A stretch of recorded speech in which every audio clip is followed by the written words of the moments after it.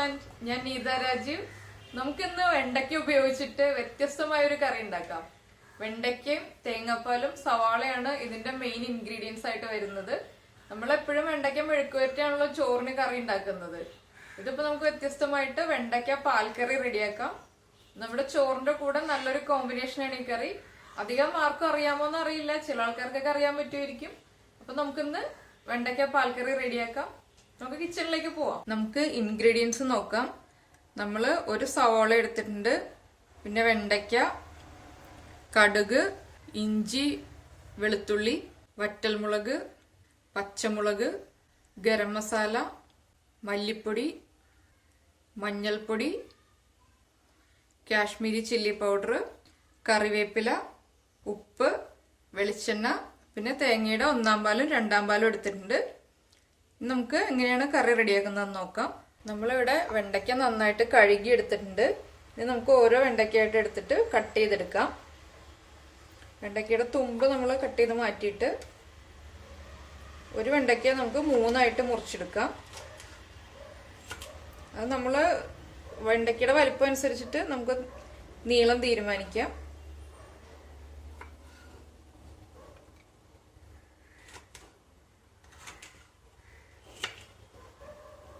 അപ്പോൾ ഇത് നമ്മുടെ വെണ്ടയ്ക്കൊക്കെ നമ്മൾ നന്നായിട്ട് കട്ട് ചെയ്തെടുത്തിട്ടുണ്ട്. ഇത് നമുക്കൊരു ബൗളിലേക്ക് മാറ്റാം. ഇപ്പം ഞാനൊരു 10 വെണ്ടയ്ക്കാണ് എടുത്തിരിക്കുന്നത്. 10 മീഡിയം വലിപ്പത്തിലുള്ള വെണ്ടയ്ക്കാണ്, വലിയ വെണ്ടയ്ക്കല്ല. നമുക്ക് സവാള കട്ട് ചെയ്തെടുക്കാം.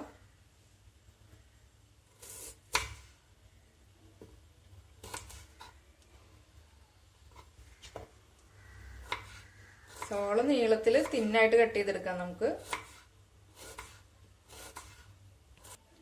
നമ്മുടെ സവാളയും നമ്മൾ നീളത്തിൽ തിന്നായിട്ട് കട്ട് ചെയ്തെടുത്തിട്ടുണ്ട്. ഇത് നമുക്കൊരു ബൗളിലേക്ക് മാറ്റാം. നമുക്കിനി നമ്മൾ എടുത്തു വെച്ചിരിക്കുന്ന പച്ചമുളക് 2ആയിട്ട് സ്പ്ലിറ്റ് ചെയ്തെടുക്കാം. അധികം എരിവുള്ള പച്ചമുളകാണെങ്കിൽ ഒരു പച്ചമുളക് എടുത്താൽ മതി. നമ്മളിപ്പോൾ 10 വെണ്ടയ്ക്കയ്ക്ക് 2 അല്ലി വെളുത്തുള്ളിയാണ് എടുത്തിരിക്കുന്നത്. ഇതൊന്ന് നീളത്തിൽ കട്ട് ചെയ്തെടുക്കാം.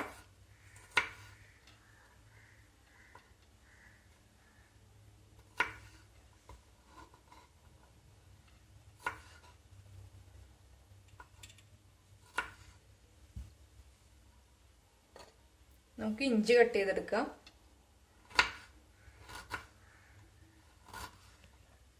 ഇപ്പം നമ്മുടെ വെജിറ്റബിൾസ് എല്ലാം നമ്മൾ കട്ട് ചെയ്തെടുത്തിട്ടുണ്ട്. ഇനി നമുക്ക് കറി റെഡിയാക്കാം. ഇപ്പോൾ ഇതാ നമ്മൾ പാൻ വെച്ചിട്ട് പാൻ നന്നായിട്ട് ചൂടായിട്ടുണ്ട്. നമുക്ക് ഇതിലേക്ക് വെളിച്ചെണ്ണ ഒഴിച്ചു കൊടുക്കാം. ഇപ്പം നമ്മൾ ആദ്യം വെണ്ടയ്ക്ക ഒന്ന് വഴറ്റിയെടുക്കാനുള്ള വെളിച്ചെണ്ണ ചേർത്താൽ മതി. വെളിച്ചെണ്ണ നന്നായിട്ട് ചൂടായിട്ടുണ്ട്. ഇതിലേക്ക് നമുക്ക് കട്ട് ചെയ്ത് വെച്ചിരിക്കുന്ന വെണ്ടയ്ക്കയുടെ പീസ് ചേർക്കാം.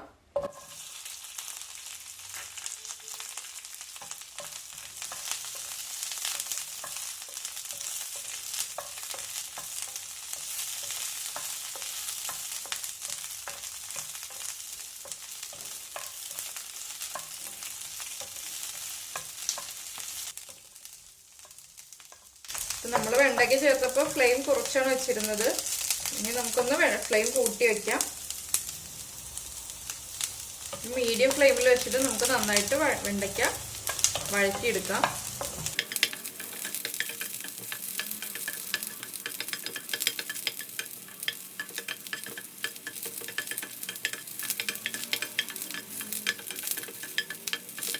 നമ്മുടെ വെണ്ടയ്ക്ക ഹാഫ് കുക്ക് ആയിട്ടുണ്ട്. ഇനി നമുക്കിതൊരു ബൗളിലേക്ക് മാറ്റാം.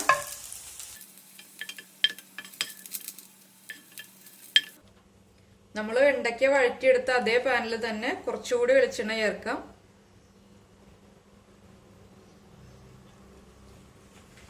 ഇതിലേക്ക് നമ്മൾ ചെറുതായിട്ട് കട്ട് ചെയ്ത് വെച്ചിരിക്കുന്ന ഇഞ്ചി ചേർക്കാം.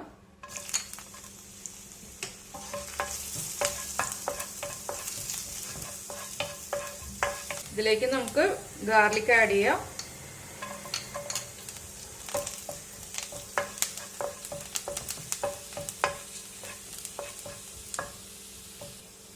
ഇതിലേക്ക് നമുക്ക് പച്ചമുളക് ചേർക്കാം.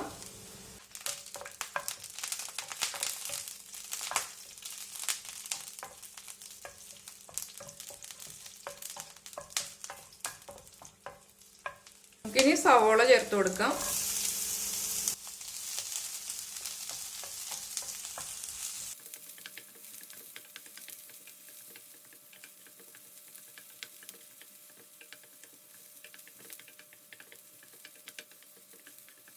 നമ്മൾ സവാളയും ലോ ഫ്ലെയിമിൽ വെച്ചിട്ടാണ് വഴറ്റിയെടുക്കുന്നത്. നമ്മുടെ സവാളയൊക്കെ ഒന്ന് കളർ ചേഞ്ച് ആയി വരുന്നുണ്ട്. നമുക്കിനി ഇതിലേക്ക് നമ്മുടെ പൗഡേഴ്സ് എല്ലാം ആഡ് ചെയ്ത് കൊടുക്കാം. നമുക്ക് മല്ലിപ്പൊടി ചേർക്കാം.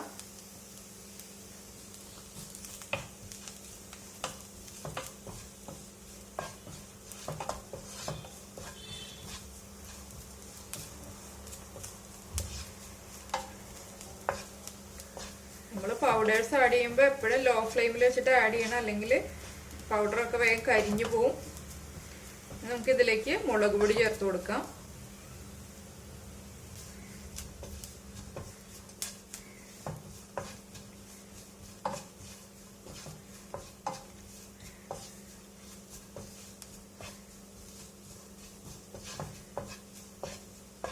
നമുക്ക് മഞ്ഞൾപ്പൊടി ചേർക്കാം.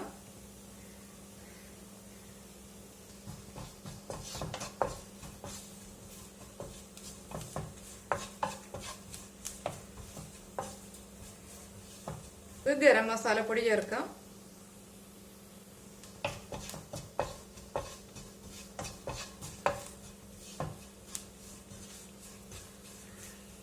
പൊടികൾ സോട്ടായി വരാൻ വേണ്ടിയിട്ട് കുറച്ചും കൂടി വെളിച്ചെണ്ണ നമുക്ക് ആഡ് ചെയ്യാം.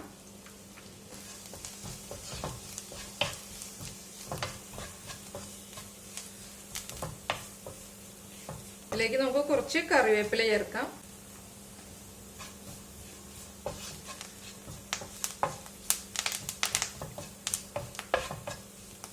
വഴറ്റി വെച്ചിരിക്കുന്ന വെണ്ടയ്ക്ക ചേർക്കാം.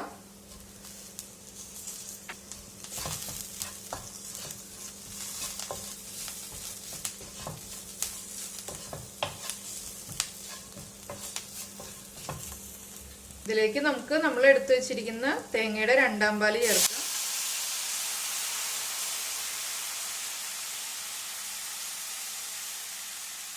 നമുക്ക് എത്ര ഗ്രേവി ആവശ്യമുണ്ടോ അതനുസരിച്ച് നമുക്ക് 2ാം പാല് ചേർത്ത് കൊടുക്കാം.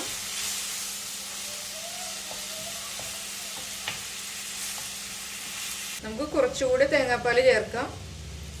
നമ്മുടെ ഗ്രേവിക്ക് അനുസരിച്ച് നമുക്ക് തേങ്ങാപ്പാൽ ചേർത്ത് കൊടുക്കാം.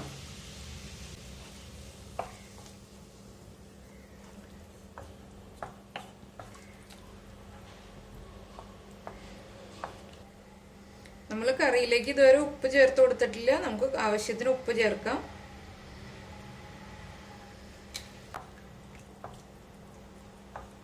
നമുക്ക് ഫ്ലെയിം ഒന്ന് കൂട്ടി വെക്കാം.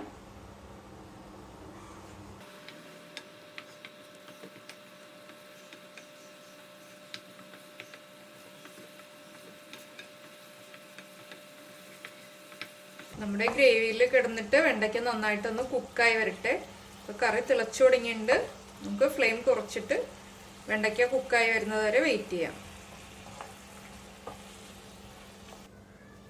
ഇപ്പം നമ്മൾ എരിവ് ചെക്ക് ചെയ്തപ്പോൾ കുറച്ച് എരിവ് കുറവുണ്ട്. ഞാൻ കുറച്ച് കുരുമുളക് പൊടി ആഡ് ചെയ്യാണ്. അപ്പോൾ കുരുമുളക് പൊടി ഇടാൻ താല്പര്യം ഇല്ലെങ്കിൽ നമുക്ക് പച്ചമുളക് ചെറുതായിട്ട് ചോപ്പ് ചെയ്ത് ചേർക്കാം. നമുക്ക് നന്നായിട്ട് മിക്സ് ചെയ്യാം.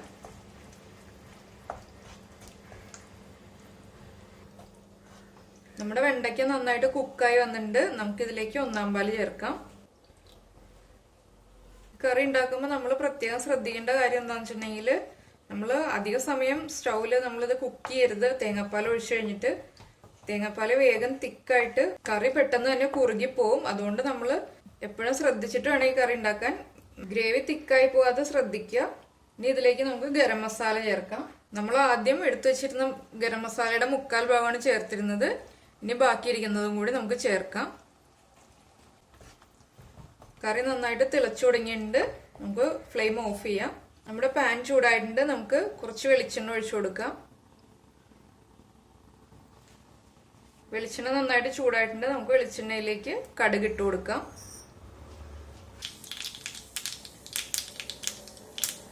കടുക് നന്നായിട്ട് പൊട്ടിക്കഴിഞ്ഞിട്ടുണ്ട്. നമുക്ക് ഇതിലേക്ക് മുറിച്ച് വെച്ചിരിക്കുന്ന വറ്റൽമുളക് ചേർക്കാം. കറിവേപ്പില ചേർത്തിട്ട് നമുക്ക് വേഗം ഫ്ലെയിം ഓഫ് ചെയ്യാം. ഇല്ലെങ്കിലും നമ്മുടെ വറ്റൽമുളക് കരിഞ്ഞു പോകും. ഇത് നമുക്ക് കറിയിലേക്ക് ചേർത്ത് കൊടുക്കാം. നമുക്ക് കറിയിലേക്ക് നമ്മുടെ കടുക് വറവൽ ചേർത്ത് കൊടുക്കാം.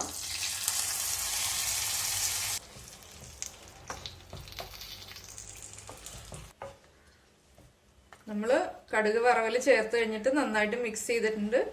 ഫ്ലെയിം ഓഫ് ചെയ്ത് തന്നെ വെച്ചേക്കാണ്. ഇനി നമുക്കിതൊരു സെർവിങ് ബൗളിലേക്ക് മാറ്റാം.